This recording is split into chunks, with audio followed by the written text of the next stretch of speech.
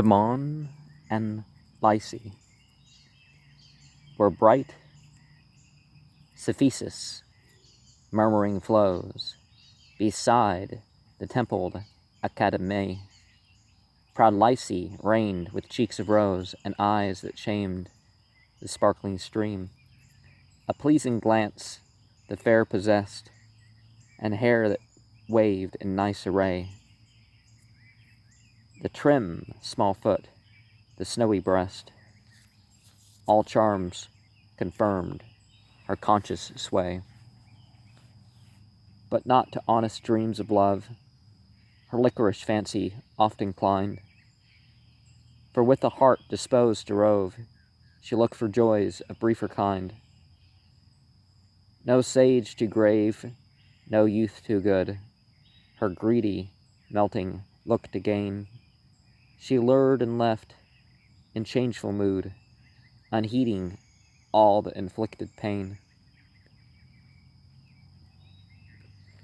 Wise Agathon had borne her lust, and broken Straton knew her fire. Scholars and saints crushed down to dust, to slake her goatish quick desire. So though her ruthless acts she hid in species cant of sentiment, ere Nice reckoned what she did, and not her words a smooth intent. 'Twas thus, when to these garden shades young Damon bent his easy course, some idol of the assembled maids, and master of all wisdom's force.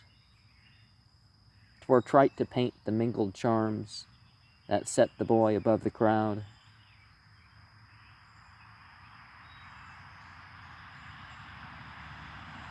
The godlike height, the muscled arms, the noble features fair and proud, such graces every poet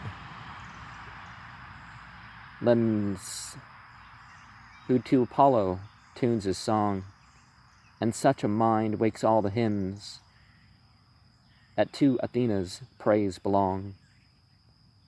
Hot Lethe looked and burst to flame, enraptured with the grace she saw, nor did she stay her brutish aim to blast the mind that roused her awe.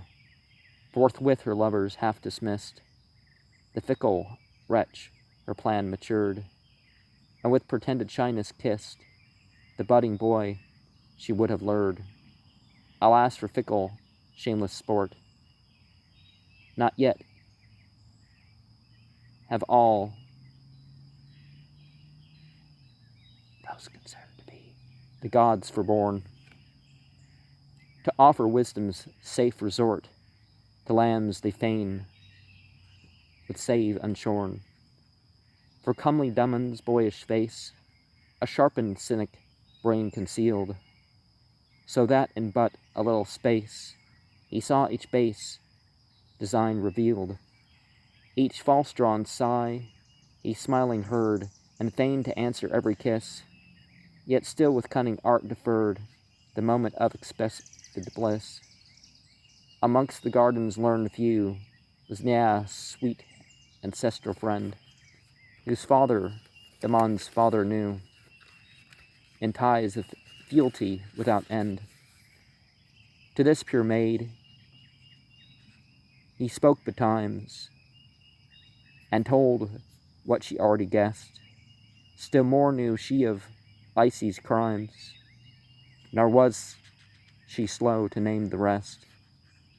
Now Damon nerved to pay at last his swine-souled Circe for the woe she had on all her lovers cast, resolved upon a mortal blow. Down on bright Damon's Chian farm lived Glaber, young but dull of soul, mirrored Damon's outward charm, but lacked the fire that crowned the whole. A shrill voice slaved,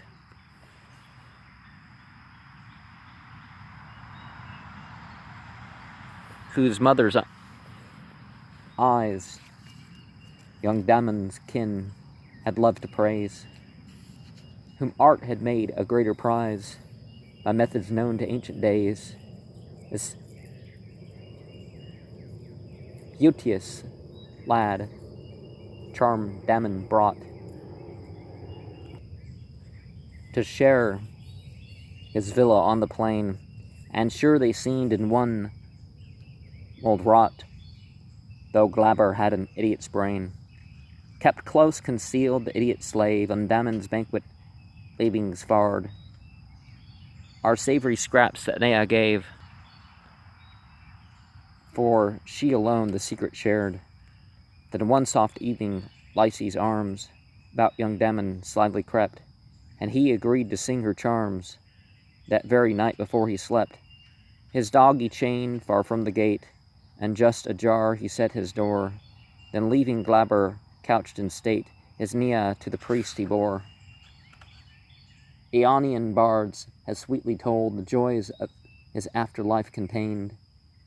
For 50 precious years unrolled, where love with him and Nea reigned.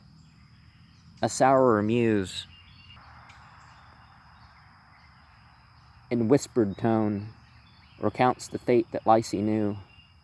But Dion smiles upon her throne to see a trollop get her due. Poor Glaber's face was scratched and torn when he his kindly master found. When Lyce fretted all forlorn, her pride destroyed with such a wound. And when she sought Leucadia's cliff, with sapphic death to purge her sin, 'tis sad, and 100 lovers' grief was tempered with a wry-faced grin. And what's comparably